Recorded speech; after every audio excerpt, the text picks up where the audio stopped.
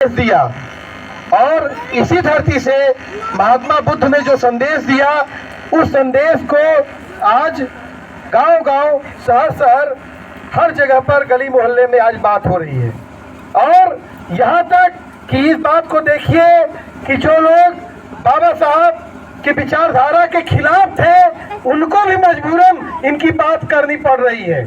और ये ताकत बताती है कि देश में बहुजनों का राज होगा। इस बात को कभी भी इनकार नहीं कर सकता है, कोई नहीं कर सकता है। हाँ, निश्चित रूप से जो मनुवाद है, जो ब्राह्मणवाद है, जिसके खिलाफ बाबा साहब ने संघर्ष किया, और इस देश में अगर बात होती है सत्याग्रह की, बात होती है महात्मा गांधी की, तो इस देश में महार सत्याग्रह की भी बात होती है, जहाँ पर जो पानी पीने का अधिकार नहीं था, जिस समाज को इस देश में उसके छूने से लोग अछूत हो जाते थे, और आज उसके वोट के लिए लोग देख रहे हैं। मैं देख रहा हूँ सुबह से जो है ये फार्चूनर लोग घूम रहे हैं कि आखिर में ये राजनीति में बदलाव है। और मुझे लगता है कि जो आज हम जिस राजनीति के बदलाव पर अगर उत्तर प्रदेश में बात कर रहे हैं, तो उत्तर प्रदेश में माननीय काशीराम के याद किए बगैर अगर हम बाबा साहब, लगता है कि उनको भी इस मौके पे जरूर याद करना चाहिए, क्योंकि माननीय काशीराम ने, जो बाबा साहब ने जो अलख जगाई, जो उन्होंने दलित बहुजन मूवमेंट को जो धार दिया, उसके कि इस देश का वो शासक है, उसके वो पहचान दिया, उसकी जो राजनीतिक ताकत है उत्तर प्रदेश में, उसको स्थापित करने वाले माननीय काशीराम थे। और माननीय काशीराम ने जो संदेश दिया कि उत्तर प्रदेश में एक दलित की बेटी जो है इस प्रदेश की मुख्यमंत्री बनी, ये सामान्य नहीं है। आप समझ सकते हैं कि देश में हमारी हैसियत यही थी कि आजादी के पहले कि हमको पानी पीने के लिए छूने से अछूत हो जाते थे। और साफ तौर पर है कि अगर जो ओबीसी समाज है, अगर वो किसी मुगालते में है, तो आज वो भी ठंडा पड़ गया है। आजकल उनके भी नेता पीडीए की बात करने लगे हैं। बहुजन, मुझे लगता है उनको भी बहुजन की बात सीधे करनी चाहिए। पीडीए मतलब बहुजन ही है, क्योंकि अब कैसे शुरू कर पाए, तो मुझे लगता है कि बहुजन जो राजनीति है, बहुजन हिताय बहुजन सुखाय की जो बात है, उसको लेकर हमको आगे बढ़ने की जरूरत है। और आज हमारे बीच में यहाँ पर हमारी माताएं बहनें बैठी हैं। हम साफ तौर पर कहेंगे कि इस देश में ज्योतिबा फुले जी और माता सावित्री अलख जगाई, और आज इस देश में जो ज्योतिबा फुले जी, जिनका 11 तारीख को उनका जो है जयंती थी, और उन्होंने जिस तरह से माता सावित्रीबाई फुले के साथ जो शिक्षा के लिए अलग जगाई, और आज इस देश में दलित ही नहीं, ओबीसी नहीं, जो महिलाओं को शिक्षा का अधिकार मिला, वो सावित्रीबाई फुले नहीं होती तो इस देश में शिक्षा का अधिकार महिलाओं को नहीं मिलता। जो बराबरी का सवाल है, जो गैर बराबरी के खिलाफ हमारी लड़ाई है, उसमें एक मजबूत योद्धा, उसमें बीपी मंडल कमीशन जिन्होंने लागू करके इस देश के इतिहास में बता दिया, जिस तरीके से बाबा साहब ने वोट का अधिकार दिलवाया, उसी तरीके से बीपी मंडल साहब ने इस देश में जो पिछड़ी आबादी है उसको ये अधिकार दिलवाया, उसको रिजर्वेशन में उसका हक दिलवाया। और जो बाबा साहब का सपना था, क्योंकि ये पिछड़ों के जो रिजर्वेशन का सवाल है, ये भी बाबा साहब का सपना था, जिस समय बाबा साहब के रहते हुए पूरा नहीं हो पाया, लेकिन बीपी मंडल की जो मंडल कमीशन है, उसकी सिफारिश से लागू होने के बाद आज कुछ हद तक एक स्तर पर मिला है। और साफ तौर पर उस सपने को पूरा करने के लिए मंडल कमीशन को लागू करवाने में सबसे अहम योगदान माननीय काशीराम का था। उन्होंने इस देश में 250 से अधिक रैलियां करके बीपी मंडल कमीशन को लागू करवाया। और उससे भी एक गौरव का बात है कि उत्तर प्रदेश ही नहीं, भारत के बसपा के पहले जो सांसद थे वो रामकृष्ण यादव थे, बसपा के जीते थे, और सदन में रामकृष्ण यादव ने ही मंडल कमीशन लागू करने की मांग बीपी सिंह के सामने कही थी।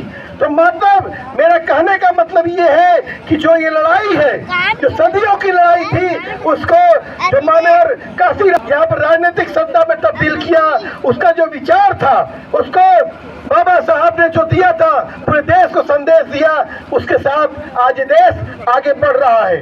और इस देश में आज समझ सकते हैं कि कैसे सदन में पिछले दिनों इस देश के गृह मंत्री ने बाबा साहब पर टीका टिप्पणी किया, और हम साफ तौर पर कहते हैं कि इस देश का जो बहुजन आवाम है, लेकिन वो खड़ा हो गया सड़कों पर। उसने साफ तौर पर कहा कि ये देश बुद्ध का देश है, ये देश अंबेडकर का देश है, और इस देश में अंबेडकर का जो सम्मान है, उसको अगर कोई भी ठेस पहुंचाएगा तो हम बर्दाश्त नहीं करेंगे। ये ताकत हमको लगता है कि इस ताकत को कैसे और बढ़ाया जाए और कैसे और उसको आगे बढ़ाया जाए, इसके बारे में हमको सोचने की जरूरत है। आज जब हम बात कर रहे हैं, हम कहेंगे कि बाबा साहब ने कहा था, पहली बात जो सबसे पॉपुलर बात है क्या, शिक्षित बनो। आज अभी जो लोग ओबीसी में कहते थे कि कोटे में कोटा और कहते थे क्रीमी लेयर, और आज वही लोग ओबीसी को बांटने के बाद आज वो लोग कह रहे हैं दलितों में भी उपवर्गीकरण की बात कर रहे हैं और दलितों को भी बांटने की बात कर रहे हैं। क्योंकि अंबेडकर जी की जयंती है, इस पे हम हर्षोल्लास से मनाएंगे, लेकिन इस बात को भी हम लोग देखेंगे कि हमारे खिलाफ क्या क्या साजिश हो रही है, इसको भी हम लोग भापेंगे और आगामी संघर्षों में उसको लड़ेंगे कि कोई इस साजिश को हम कैसे नाकाम करें। आज जिस तरीके से उपवर्गीकरण का सवाल आया है, उपवर्गीकरण करके दलितों को बांटने की कोशिश की जा रही है, ऐसे दौर में हमको लगता है कि एक बार फिर से हम लोगों को एकजुट होने की जरूरत है। क्योंकि अगर हम जिस तरीके से देखें कि उत्तर प्रदेश में दो जातियों के खिलाफ, एक दलित जाति और एक ओबीसी जाति, उसका एक नारा था 2017 के पहले कि दो को छोड़ सबको जोड़, और क्या हुआ, ये हुआ दो को छोड़ सबको जोड़। आ गए यहाँ पर उत्तर प्रदेश में शासन करने के लिए, और यहाँ पर 59,000 शिक्षक भर्ती का घोटाला हुआ है। 59,000 शिक्षक भर्ती, मतलब वो जो शिक्षक जिनको नौकरी नहीं मिली वो हमारे ही घर के होंगे, हमारे ही भाई बंधु होंगे।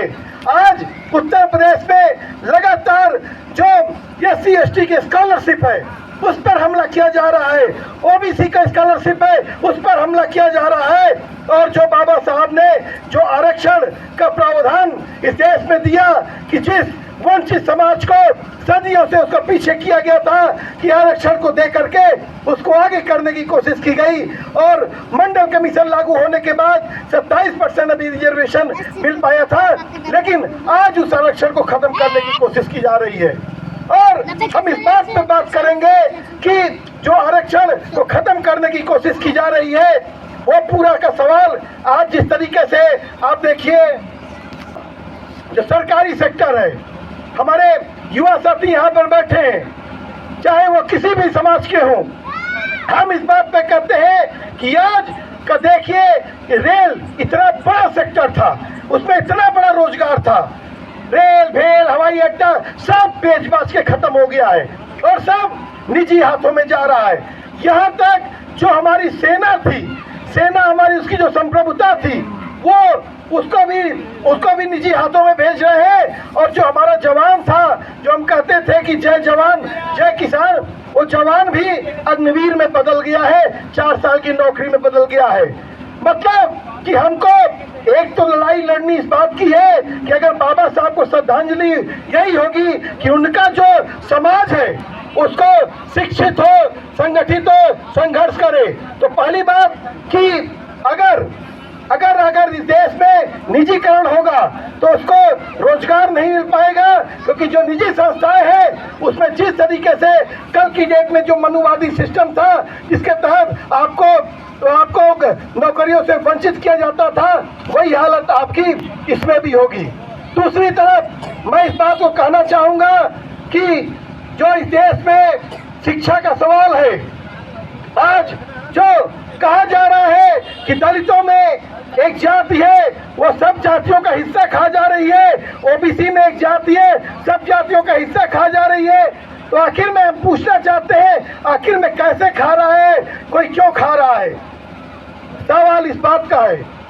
एक बात ये मैं कहूंगा कि जिन जातियों के पास भी थोड़ी सी जमीन थी, थोड़ी सी भी जमीन थी, उन्होंने अपने बच्चों को शिक्षित किया और उच्च शिक्षा में भेजा। लेकिन आज जो सरकार की पॉलिसी है वो लगातार उच्च शिक्षा से लोगों को वंचित कर रही है। मैं ये पूछना चाहूंगा आप लोगों से कि क्या ये बताइए कि यहाँ पर आपके इस गांव में कितने अधिकारी हैं? कोई बताएगा? नहीं, सभी जातियों में पूछ रहे हैं। हाँ? अच्छा, प्रोफेसर हैं। अब बताइए, कहा जा रहा है कि ये तबका मलाई खा लिया है, इसकी मलाई काटनी है और इसलिए इसका उपवर्गीकरण किया जाए, कोटे में कोटा लाया जाए। बताइए, इतनी मलाई खा लिया है कि इस गांव में एक अधिकारी नहीं है। मतलब अधिकारी नहीं है, मतलब कि उच्च शिक्षा तक हमारी पहुंच नहीं है। और क्योंकि अगर हम उच्च शिक्षा तक नहीं पहुंचेंगे तब तक हम नौकरी लायक नहीं हो पाएंगे। और स्थिति यह है कि आज जो शिक्षा नीति लाई गई है, वो शिक्षा नीति तो ये स्तर पे है कि वहाँ पर आपका बच्चा पढ़ ही नहीं पाएगा, इतनी महंगी कर दी गई है, इतनी सेमेस्टर वाइज कर दी गई है। दूसरा कि आप जिस तरीके से इस पे हमको गौर करना पड़ेगा, क्योंकि बाबा साहब को सिर्फ हम 14 अप्रैल को सिर्फ याद कर ले, यही बात नहीं होगी। बाबा साहब का सपना था शिक्षित बनो। आज बताइए कि उत्तर प्रदेश में ये सरकार कह रही है कि जो सरकारी स्कूल है 50 से बच्चे कम है, उनको बंद कर दो, खत्म कर दो। ये लोग, कुछ लोग कहते भी हैं कि ये लोग तो मिड डे मील खाने जाते हैं, ये लोग सस्ता अनाज देते हैं, फ्री का अनाज लेते हैं। अरे भाई, अगर इस देश में गरीबी है तभी तो लोग जो है खाते हैं। मतलब कि आज स्थिति है कि उन स्कूलों को भी बंद करने की कगार पे लाके खड़ा कर दिया गया है। दूसरा सवाल इस बात को लेकर है कि आज भी हम इस बात पे बात कर रहे हैं, इस देश में एक जातिगत जनगणना की बात हो रही है। इस बात को लेकर माननीय काशीराम ने भी मजबूती से बात किया और मंडल कमीशन ने भी मजबूती से बात किया। जातिगत जनगणना का जो सवाल है, सिर्फ ये बात नहीं है कि किसकी कितनी जाति है, कौन कितनी संख्या में है। मैं एक बात पूछना चाहूंगा कि एक बात यह है कि आज भी इस देश में, आप जानते हैं, इस देश में आज भी लगभग जो दलित समाज है उसके पास कितनी जमीन है? जानते हैं कि नहीं ये बात आप लोग कि दलित समाज उसके पास कितनी जमीन है? आज उत्तर प्रदेश में ही नहीं, पूरे देश में जो आंकड़े हैं उसके अनुसार दलित समाज के पास मात्र 11% जमीन है। और ये स्थिति ये है कि आज भी जो लगातार दलितों को जो पट्टे मिले हैं, आज भी दलितों को उस पट्टों पे कब्जा नहीं है। ये सच्चाई है कि नहीं? इस देश में बाबा साहब की फोटो पे, मूर्ति पे सब लोग माल्यार्पण कर रहे हैं, लेकिन इस सच्चाई है कि इस देश में पट्टे की जमीनों पे कब्जा नहीं है और वो जो दलित समाज है मात्र 11% जमीनों पे है।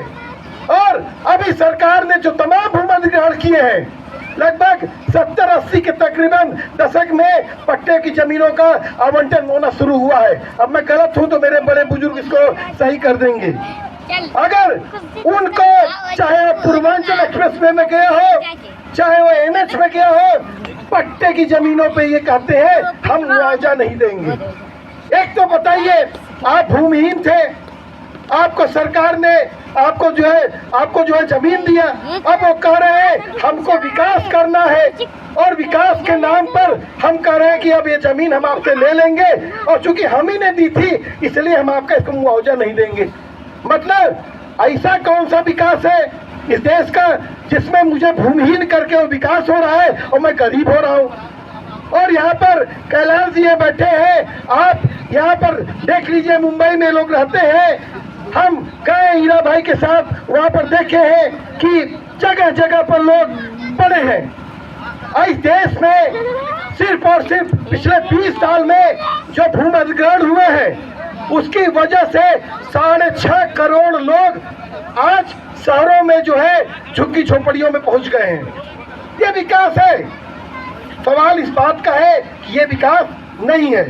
और दूसरी तरफ मैं बात कहूं कि जो इस देश में ओबीसी समाज है वो 52% की तादाद में है, ये 1931 की जनगणना बोलती है। लेकिन अगर आज की डेट में देखा जाए तो 60% के तकरीबन है, मात्र 30% जमीनों पे कब्जा है। और जिसको माननीय काशीराम जी कहते थे 1585, उस 15% का जो कब्जा है जानते हैं कितना है? लगभग 42%, 42%। मतलब कि आपके गांव में, अगर इसको ऐसे समझा जाए कि आपके गांव में अगर 100 बीघा जमीन है तो 42 बीघा जमीन पर सर्वर समाज का कब्जा है। अगर उस 100 बीघे जमीन में लगभग 32-31%, 31 बीघा पर ओबीसी समाज का कब्जा है।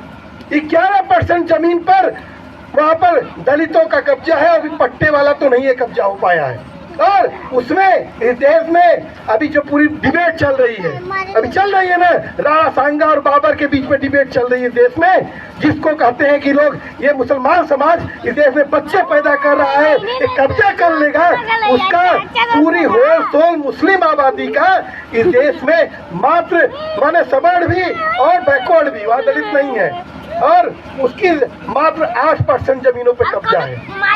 मैं साफ तौर पे कह रहा हूँ कि 2 चीजों पे हमको ध्यान देना पड़ेगा, सरकारी नौकरी और जमीन। ये 2 चीज, जिसकी जितनी संख्या भारी उतनी उसकी हिस्सेदारी। अगर जमीन पर कब्जा नहीं होगा तो आप समझ लीजिए कि आपका कल, आज आप नहीं लड़ेंगे। ये तो युवा जो है ये तो सड़क पे आने जा रहा है। अभी अमेरिका से पास करके लाए गए हैं ना, हथकड़ी में पास करके लाए गए थे ना, लेकिन ये जो बच्चा है, ये जो बच्चे बैठ के हैं, इनका भविष्य आज की डेट में अंधकार में हो चुका है। इस देश की तमाम जमीनों पर यूपी सीडा, उत्तर प्रदेश में यूपी सीडा ने कहा है कि ग्राम समाज की जमीन, ग्राम सभा की जमीनों को उनको अधिकृत करके उसको औद्योगिक कॉरिडोर बना दिया जाए। ये बता लीजिए, यहाँ पर सबसे ज्यादा अगर किसी के पास जमीनें कम है, दलितों के पास है, कल खुरगड्ढा नहीं रहेगा, कल क्या कहते हैं, अगर आपके पास चारागाह नहीं रहेगा, कल आपके पास पोखरा नहीं रहेगा, तो आपका बच्चा कहाँ पर जाएगा? अगर किसी के बाग में चला जाएगा तो कहेंगे कि ये तो हमारी बाग है, आप कैसे जा सकते हैं? और यहीं पर देखिए, वहीं पर तो माननीय बोल नहीं ढोने पर एक हत्या हुई। माननीय काशीराम जी ने कहा था कि जो जमीन सरकारी है वो जमीन हमारी है। हमारे नेता ने इस बात पे बोल दिया। और आज इस प्रदेश में हर दिन बुलडोजर चलता है और कहा जाता है कि ये तालाब है, इसकी जमीन पर कब्जा किया है।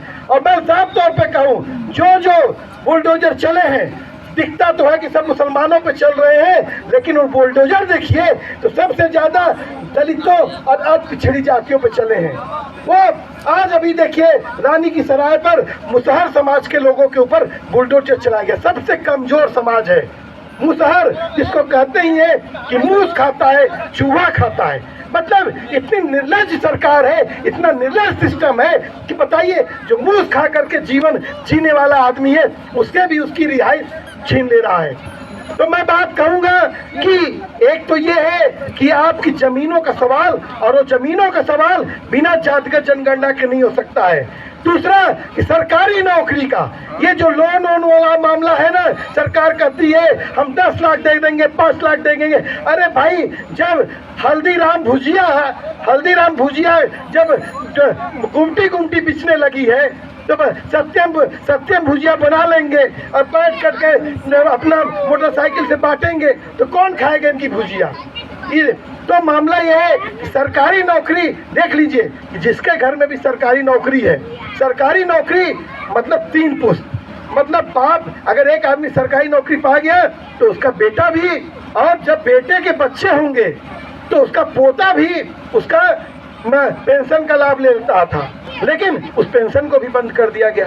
तो मुझे लगता है 2 चीज़ों पर, और साफ तौर पर है अंतिम दौर पे, इस दौर पे बात करते हुए कि आज आगरा में 3 दिन पहले जो तस्वीर हमने देखा कि तलवार लेकर लोग घूम रहे थे और वहां पर कह रहे थे कि शांति प्रिय, तलवार लेकर घूम रहे थे और शांति प्रिय। अब बताइए 2 अप्रैल 2018 को जब SC/ST एक्ट को कमजोर किया जाता है और दलित समाज के लोग, इंसाफ पसंद लोग सड़क पर आके कहते हैं कि हमको इस एक्ट को कमजोर नहीं करिए साहब, और क्या करते हो तुम?